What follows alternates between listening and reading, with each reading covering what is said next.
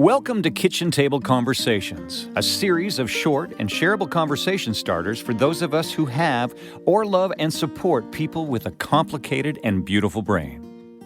Here's your host, Angela Geddes. Hi, everyone, and welcome to another edition of Kitchen Table Conversations. I'm your host, Angela, and thanks once again for tuning in today. If this was the first time you've joined us, welcome. And if you've come back again and again, I just can't tell you how grateful I am for your support.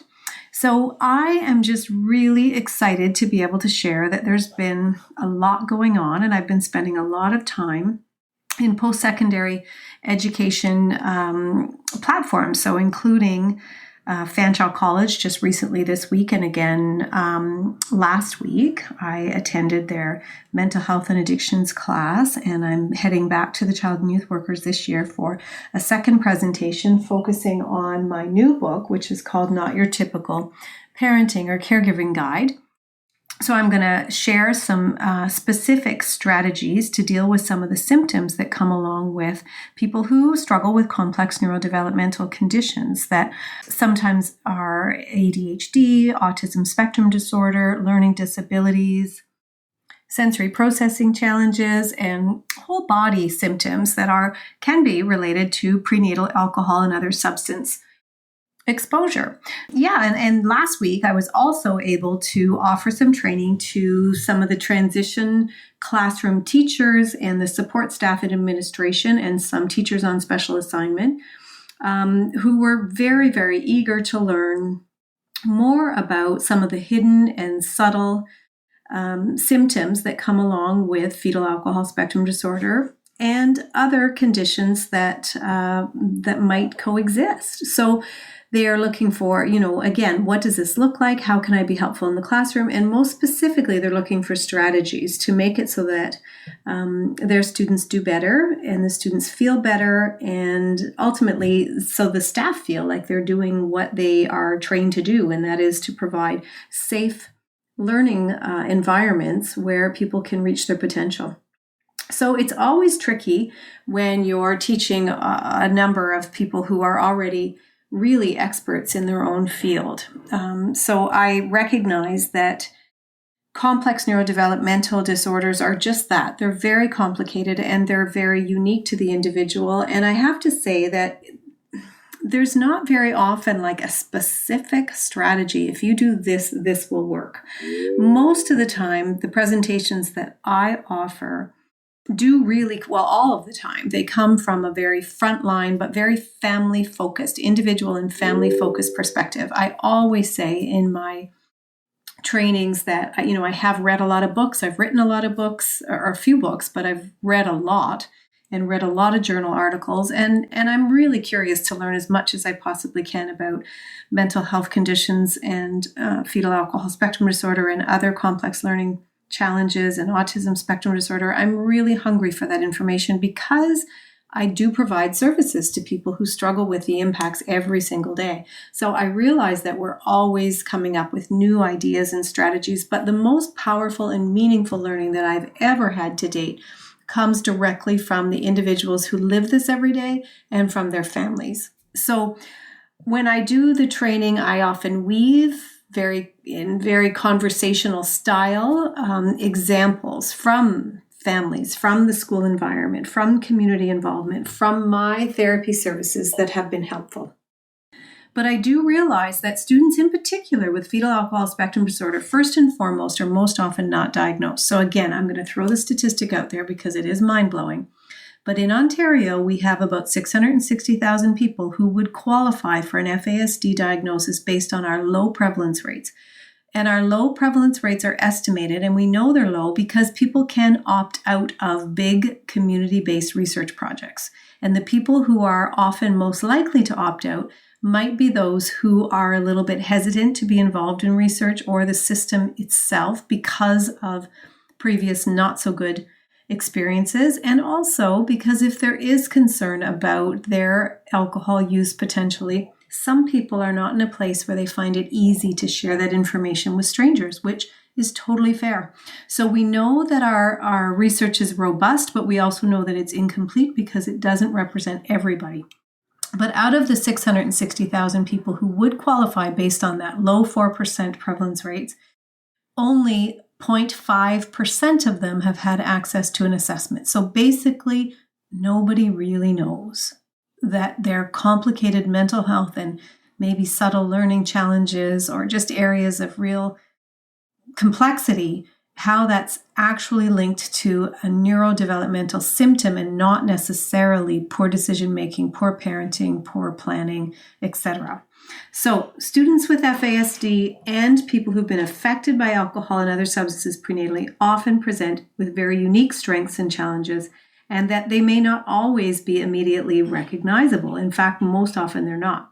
As educators, understanding the complexities of FASD is really essential, and it's really kind of mind-blowing that it's not more available in the educational journey that our young teachers have, and certainly not. It's becoming more available to professional development, but usually, like the course that I was able to offer last week was just 3 hours, and it's just not enough to get what it is we need in order to feel competent and confident. In fact, that was said in the feedbacks questionnaires and surveys. It was certainly, they made a point of saying it's not a reflection of the quality of the information provided and the way that it was presented, but it's just so complex that how can I feel more competent or confident after just 3 hours? Like, I'm still nervous about my ability to support the kids that I want to teach in a really good way. So first and foremost, FASD is a brain-based condition caused by prenatal alcohol exposure, and it does lead to cognitive, emotional, and behavioral symptoms. And these challenges are not the result of willful misbehavior, but are symptoms of a neurodevelopmental disorder that requires compassionate and really, really creative strategies. I always say the underpinning of my work circles around safety and dignity. And safety means the safety, obviously the physical safety of people around you or the child who's struggling. But what I'm really most concerned with is the emotional safety of the individual with the symptoms and the deficits and the most often undiagnosed disorder. Because when that person behaves in a way that's not in line with their values and is often getting them into trouble, they end up starting to feel pretty lousy about themselves. And those secondary kind of characteristics and further impacted mental health or exacerbated mental health conditions can be more difficult to manage than the original FASD itself. So again, educators often face challenges in identifying effective strategies for students with FASD because they are complicated. And really, sometimes we do have to kind of customize our approach depending on what the student is needing in that particular day and what else is going on for the kids. So I did create a bit of a guide where I kind of put things together following some of the presentations that I do that really kind of focus on more practical strategies. So I think the first and foremost is building emotional regulation into day-to-day activities and really focusing on validating the individual's experience. Even if you don't really understand it, even if you think somebody's overreacting, validating that for whatever reason this person is really struggling, whether it's with communication, whether it's with mood, whether it's with behavioral symptoms. So recognize first and foremost, as the caregiver or the teacher or the staff member involved, getting angry never helps. Never. I've never seen it. Being kind of stern and clear at times, maybe, but expressing anger or disappointment or frustration with the individual just often evokes a fight or flight response, and one that is met with resistance. So instead, we suggest detach from emotional dysregulation by assuming that these are symptoms rather than bad behaviors, and respond helpfully by validating the feelings, often offering reassurances, and really doing your best to provide a safe place to land. And so then supporting students through these emotional outbursts by imagining how you might respond to somebody much younger, potentially, who's having a temper tantrum. When they're really dysregulated, how would you support a younger person? And I don't mean to imply that a 15-year-old is acting like a toddler. However, when we're completely dysregulated, we're not seeing clearly, and what we need is not stern, angry approaches. We need compassionate, understanding, kind approaches that will help us to regulate and become more in control. So again, calmly and with clear, concise routines and rules, you will do better by helping a person to find their calm and to regulate. And alternatively, rather than thinking about a really young person, how would you think to help or support an elder with maybe a little bit of cognitive decline, or who is unsettled because their memory is not entirely clear or consistent? And the second strategy that I often suggest is really to promote that, tap into their empathy and really work hard towards collaboration. So trying to help another person see how this circumstance is impacting other people, not in a way that makes them feel guilty or awful, but, remember when this happened yesterday, how it was difficult for you and how it upset your friend. What can we do collaboratively to make sure that fewer or those incidences happen less often? Again, focusing on a harm reduction approach with safety and dignity for all. And acknowledge and address a student's vulnerabilities by providing some direct supervision, as much direct supervision as possible, or indirect supervision by providing go-to people for when the individual starts to realize that things are not feeling as safe or stable as they were. So the third thing that we can do is really work hard at reducing stigma and reframing the behaviors. So reframing challenging behaviors, again, as symptoms of feeling out of control rather than intentional misbehavior. And I needed to highlight this again at a collaborative community meeting today, because sometimes kids will say, oh, well, I did that on purpose, or I just did that to get my own way, or I faked that just to... But sometimes people say that because when they behave in ways that are so surprising, often more surprising to themselves than other people, it is disconcerting. It is distressing to know that you're capable of making somebody potentially feel really badly, or lashing out at someone, or breaking something. And these individuals really feel pretty horrible about it. But at the same time, they're wondering, what are they capable of? Why are they so out of control? So in an attempt to find control, they will impulsively blurt out that they did that on purpose.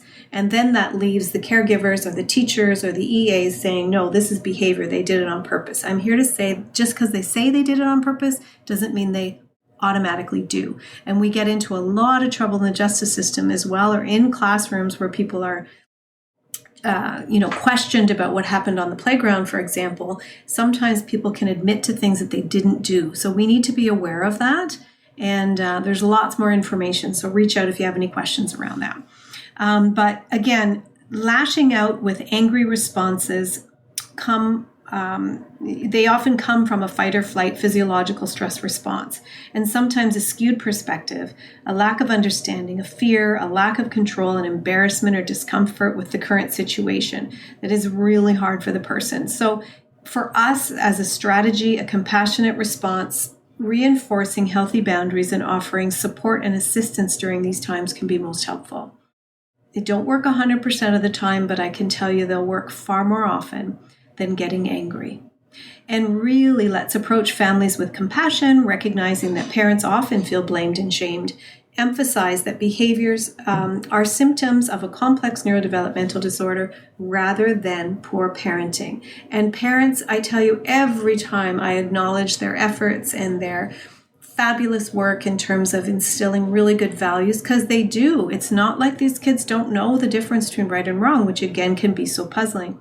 But every time I validate and reassure, especially in a collaborative meeting with the schools or other mental health providers, I mean, the parents are just so relieved to finally hear somebody who believes in them and doesn't blame them for what they're seeing in their children. So the fourth strategy focuses on managing sometimes the classroom resources and the routines. So, lots of times our kids with fetal alcohol spectrum disorder or other complex neurodevelopmental disorders don't really have a good understanding about possession. And so we need to have really clear rules around that. If there's lots of toys available and they're available to everyone, sharing them equally and fairly might be out of reach for some. So sometimes we need to create really clear rules around possession. So allowing potentially 2 toys at a time, for example, or having signage to remind how many craft supplies go per student or how many books can be used at a time to help manage the resources and mitigate misunderstanding and some of the frustration that goes along with the possession thing.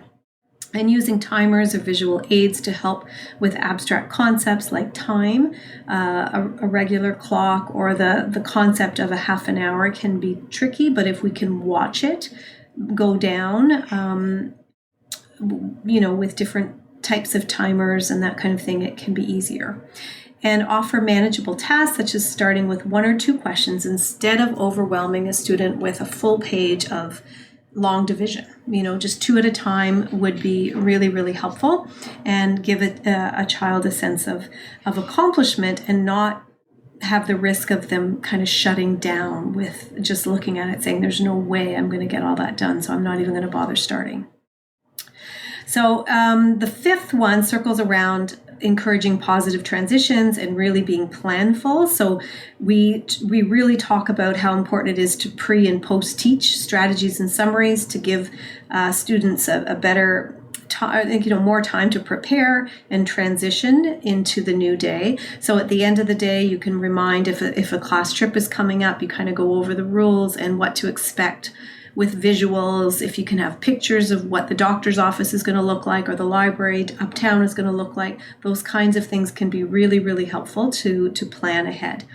And validate feelings, even if the perception of the experience isn't always accurate. Once calm, you can explore collaboratively to gain understanding and work towards solutions. Again, that indirect and direct supervision through transitions will be critical. Transitions are mostly hard for people who have complex neurodevelopmental disorders, so we just have to lean into that and do what we can to mitigate any risk. So the sixth strategy that I offer is, again, circling around just a different approach and a different way to get to the same place. So avoiding punitive approaches. Again, to be punitive towards a symptom of a complex neurodevelopmental disorder, when you hear me say those words, it really doesn't make any sense.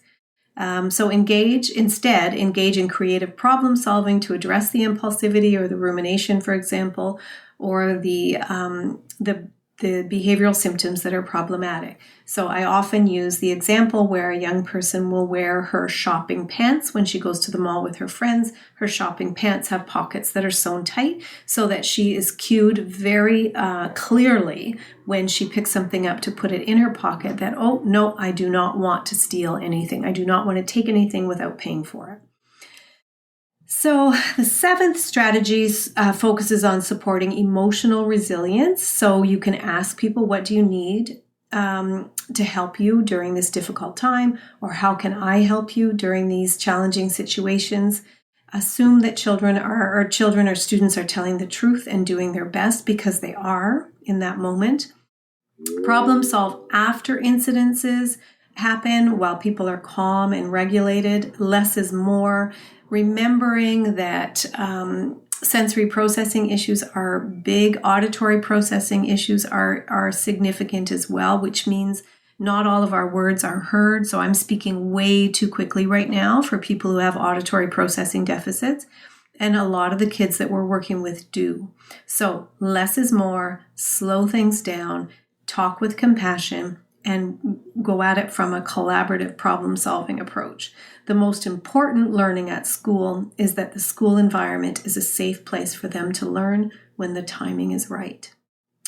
And number 8 would be the, really trying hard to leverage the strengths and the creativity. So most people that I work with FASD are incredibly resilient, incredibly tenacious, incredibly hardworking, incredibly tolerant and kind, until they're misunderstanding a situation and they can act very abruptly and maybe not demonstrate that tolerance, but really to the core, very tolerant, very inclusive, very much wanting to belong and to do well and to be helpful. So if we can focus on those and notice them, help the student understand and see, that will help them build confidence and further engagement. Create intentional opportunities for students to highlight their strengths in very creative and different ways. And always remember that we have to be planning ahead. So planning breaks and activities creatively to mitigate risks and to protect the vulnerabilities. So you can interrupt a potentially intense situation by calling upon the student to be helpful, by dropping off a note to the principal, for example, right in the middle of the day. Just sort of randomly asking them to bring home or bring back the AV equipment to the library. It might not be necessary, but it would be a really safe out for a person who is visibly starting to get a little bit dysregulated, but may or may not be in tune to that themselves. So I think those are some of the strategies that I think are really, really helpful. There's more, there's always more, and there's a lot of resources out there too. Manitoba puts out a really good book for educators. So I think you can just Google Manitoba FASD information for educators and you'll probably find it, but I will put a link in and link it back to my website for you. So if you need any more information, certainly, and there's more training available through the CAN FASD as well. Their website has more specific information for educators, and I certainly provide a ton of professional development opportunities. I often attend meetings with the families to bridge some of the communication and to make it so that the student is better understood and the parents are supported in a good way and the teachers are supported in a good way. Because again, this is a complex neurodevelopmental disorder. Fetal alcohol spectrum disorder, or the impacts of prenatal exposures, are very complicated. And we really do need to work together, but we also really need to support one another because it's tricky and it's emotional. We're all trying to do the best that we can, and we want our students to thrive. We want the people that we're supporting and loving and providing care for to be happy and to be healthy. And we are all in it together. So when we know better, we can do better. So thanks so much for tuning in. And once again, if you have any questions or any ideas for further podcasts, or if you want to know more about further training opportunities, I do have the social work training or the training for frontline allied health professionals focusing on social work, but it is helpful for child and youth workers, developmental service workers, people who are working in psychology or even speech and language, and people who are doing some sort of assessment services already. The training would be really helpful for them. It starts next week. I'm thrilled about that. We've got a full house, but because it's Zoom, there is room for more, but we've got a good solid group, and I'm just so happy to be a part of the capacity building so that we can do more to make sure that there are fewer wrong doors and that we can all collectively and simultaneously working towards prevention.